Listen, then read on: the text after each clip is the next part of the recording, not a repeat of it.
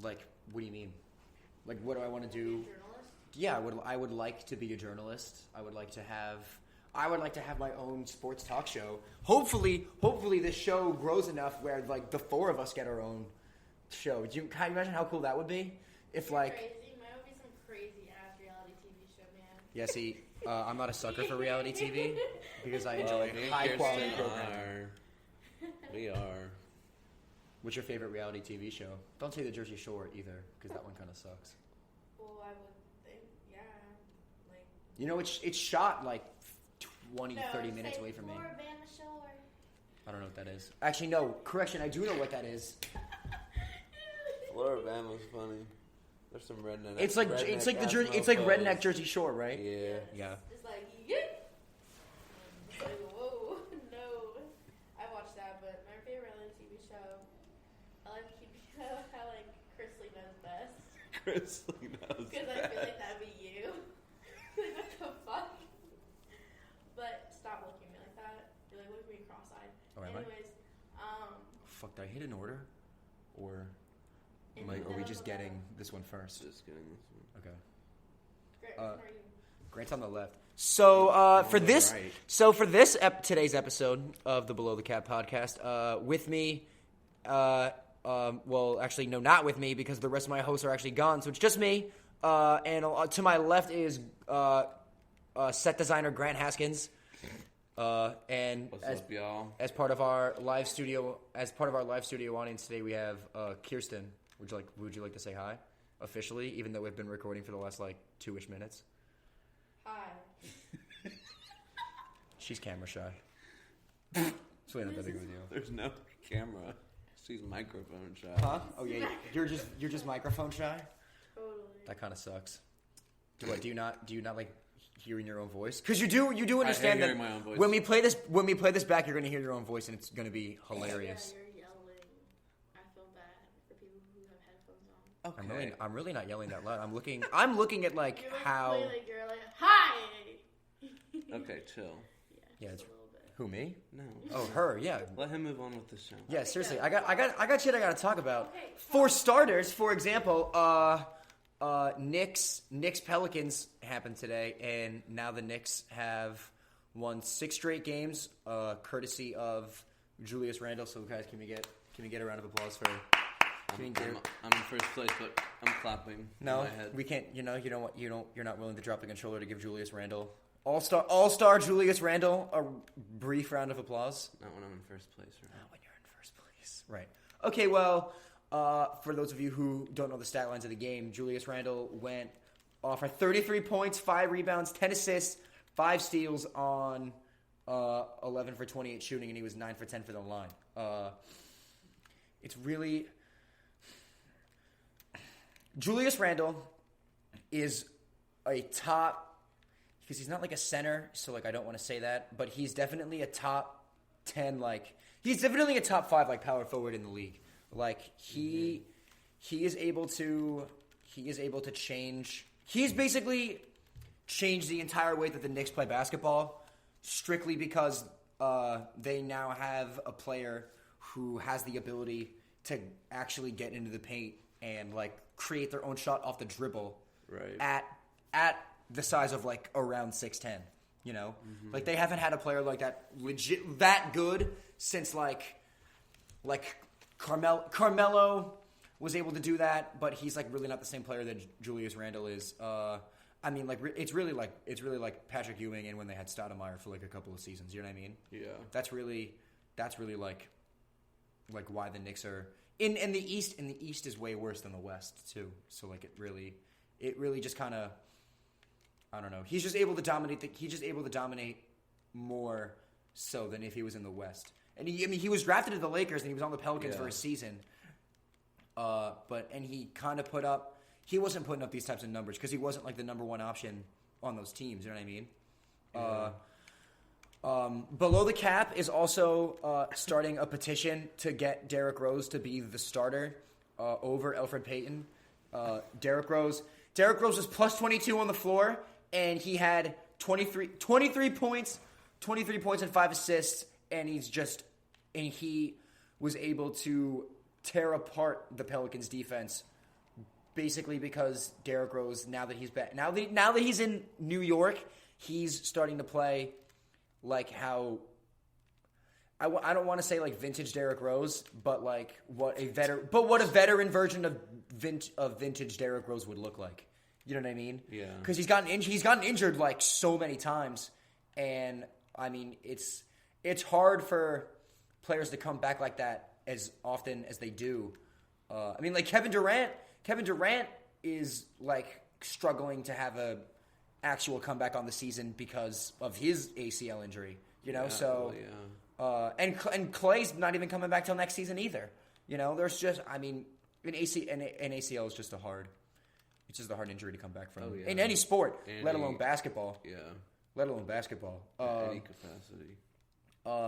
Also, I'm petitioning for RJ Barrett to win, not most improved player of the year, but definitely like some other like number 2, 3 option on your team award.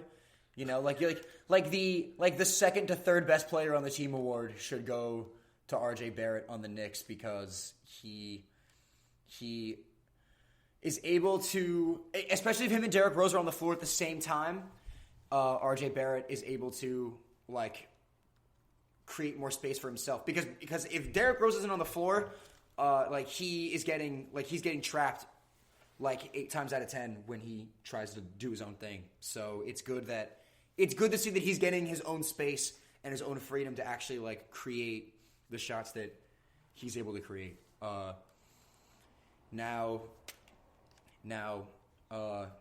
Who hit the shot? Who hit it? They have this other power forward who's like really good, and he's the guy who hit like the 3-point shot to send it into overtime. Because the Knicks are a very good 3-point shooting team. Yeah, and it's just good. It's just good to see the Knicks play high quality basketball again. You know. Especially since they didn't for such a long period of time, it's just good to. It's just good. It's just good to like, I don't know, be on the right side of finally have competitive gameplay. And honestly, dude, on the right side of competitive edge. Yeah, exactly. And like honestly, dude, like the Knicks are arguably the 4th best team in the East right now because the Heat. I'm gonna get to the Heat later, but I think that the Knicks could beat the Bucks, and I think that the Celtics are having a down year, so I think that they could be able to beat the Celtics too. Because the Celtics' one weakness is that they don't have anybody in the paint who can guard a guy like Embiid or like Jokic or Anthony Davis. So like, I think the Knicks have like a really like decent chance to get out of the East but I mean, not that like they're gonna beat the Nets or the Sixers, right. But if any team other than the Nets or the Sixers were to beat the Nets or the Sixers, I think it would be the Knicks because Julius Randle just kind of has the ability to like do whatever. You know, he can just get to the paint at will basically, and RJ Barrett is like low key clutch. He's like 50% on the year in like clutch, like possessions and shots.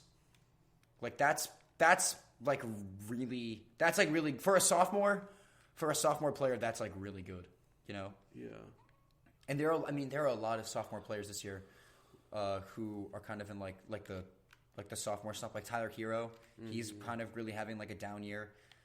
He hasn't always been the most consistent 3-point shooter, but like he definitely is able to like, I don't know. You still can't leave Tyler Hero open because he's one of the best 3-point shooters of like the young players in the league. You know what I mean, Kirsten? Yeah, totally. Totally. Yeah, I'm with it. Okay. But yeah. Also quickly had 8 points and his plus minus is plus 24. So he should play more because their starting lineup should be Derrick Rose, RJ Barrett, Julius Randle, Reggie Bullock, and then they have like I forget who their fucking center is, but then quickly Quickly needs to be their sixth man because he's the steal of the draft, dude. Like, Quickly, nobody saw... He got picked, like, I don't know, like, fucking, like, 8th or something like that. I have no idea. But he definitely...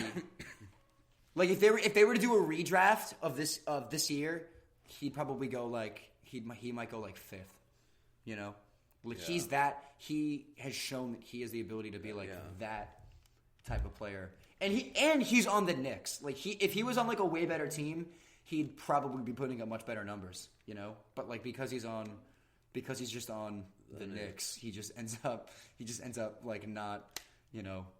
He could probably be averaging, like I don't know, like 16 points a game probably, but he's just not because he's on the Knicks. Yeah, exactly.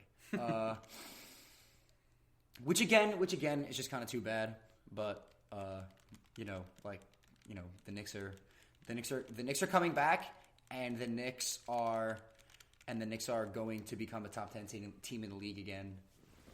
You can bet your bottom dollar. You heard it here first. You heard it here first on Below the Cap. The Ryan Platsky, loving those Knicks. Yeah, well, I'm getting the Knicks out of the way first, so that way I don't have to talk about them anymore. Because I could continuously talk about the Knicks and where I think that their ceiling is for probably the next, like, 20 minutes, but I don't want to do that because I have other stuff that I want to talk about instead. So, all right. I'm going to end with saying this.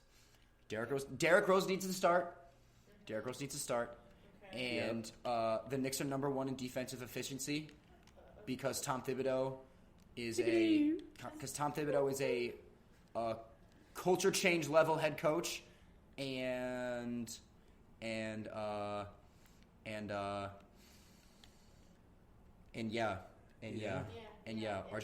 RJ Barrett's clutch, even though nobody's going to start to give him any sort of credit for it at all whatsoever. Nope. Which is a shame because RJ Barrett was the 3rd pick in that draft, last year's draft, for a reason, because he's just like, you saw him at Duke, man. Like, him and Zion, like, tore teams up, like, because they're just like that.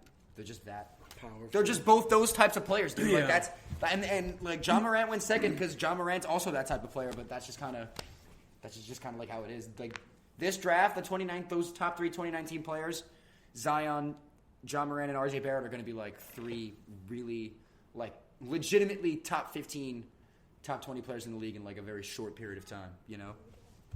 Yeah. But that's all I want to talk about. Now I get to bash on the Nets. Fuck. Time code. What time is it right now? I need a pen. 9:10? Yes. Need a pen. Well, because we're trying to have time codes in all the episodes so people can kind of, like, scroll through it and stuff if you only want to listen to, like, certain stuff. So who listens to these episodes? Huh? Who listens to these episodes? People, I don't know. We get like downloads on them. Like, we've made like 2-ish bucks out of downloads so far off of three now, like. How much is it? Huh? I don't know how this works. I don't really know how it works either. Oh. But, like, if we get more people to listen to it, we're going to start making more than, like, 40 cents an episode. You know what I mean? Okay. So, like, I like to think that we're kind of on the right track here, you know? Good for you, yeah. Are you not gonna advertise this episode since you're on it in the live studio audience? What's the name of your, like, talk show? Below the Cap. It's called Below the Cap. It's called Below the Cap. Below the Cap. Yeah, because we're low budget. We only have this microphone. We only have that microphone. But I don't even know how to get them both to work yet because I haven't figured out the settings. I haven't even figured out the setting. I can't get them both to work at the same time. It's weird. Even though I should just be able to plug them both in, and they should just both work at the same time. It doesn't. And I need, like, I'm trying to go to, like, my video production teacher. Shout out to Mr. Rossler for to, like, get it to, like, work together at the same time. You know what I mean? Yeah. Okay. So 9:10. We started talking about. Well, 9:10 is the transition to Heat's Nets. That's what it is. Okay.